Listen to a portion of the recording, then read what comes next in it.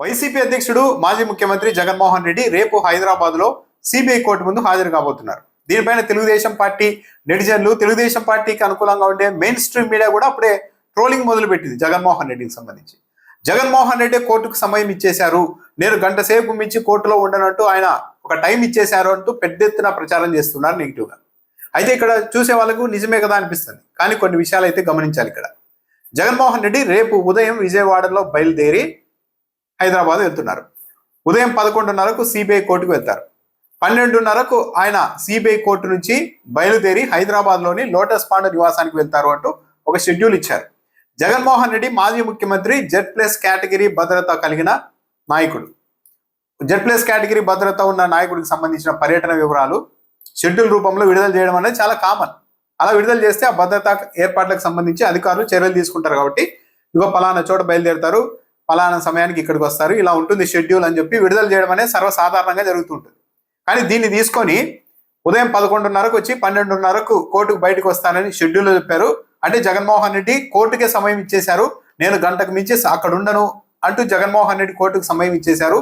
జగన్మోహన్ రెడ్డి అహంకారం, అహంభావి అని మళ్ళీ ఇలా ప్రచారం చేసుకుంటూ వచ్చారు. కోర్టుకే సమయం ఇచ్చేంత స్థాయికి జగన్మోహన్ రెడ్డి వెళ్ళిపోయారని ఇక్కడ కొన్ని విషయాలు అయితే గమనించాలి. ఒకవేళ సిబిఐ కోర్టుకు వెళ్ళిన తర్వాత న్యాయమూర్తి మీరు ఉండండి సాయంత్రం వరకు అన్నారు అనుకో, జగన్మోహన్ రెడ్డి ఉంటారు, ఎక్కడా పోరు. దానికి తోడు జగన్మోహన్ రెడ్డి రేపు సిబిఐ కోర్టుకు వెళ్తున్నది ఎందుకు? ఇప్పుడు ఆ కేసులకు, ఆస్తుల కేసుకు సంబంధించి ట్రయల్ జరగడం లేదు, విచారణ ఏం జరగడం లేదు.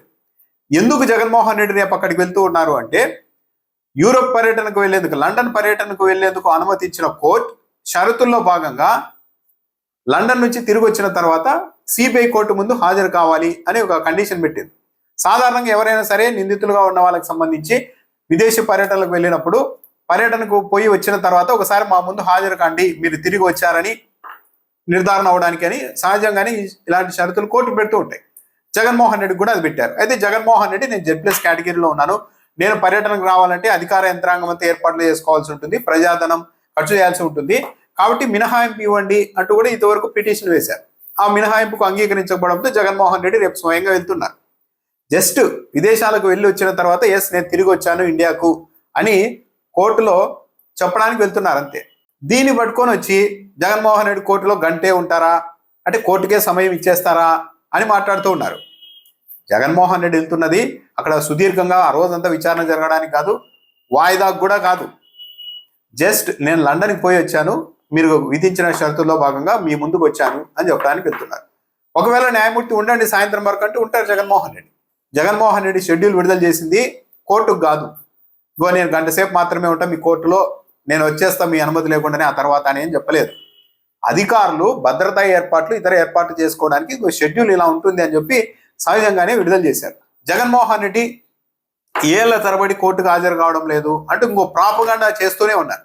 ఇక్కడ ఏంటి అంటే వారం వారం జగన్మోహన్ రెడ్డి ముఖ్యమంత్రిగా ఉన్నప్పుడు కూడా నేను అనేక కార్యక్రమాల్లో బిజీగా ఉంటాను కాబట్టి పదే పదే కోర్టు విచారణకు హాజరు కావడం సాధ్యం కాదు. కాబట్టి పైగా ఇవన్నీ ట్రయల్ నడవడం ఇంకా కోర్టు, అదంతా డిశ్చార్జ్ పిటిషన్ల స్టేజ్లోనే ఉంది ఇంకా వ్యవహారం కోర్టుల్లో.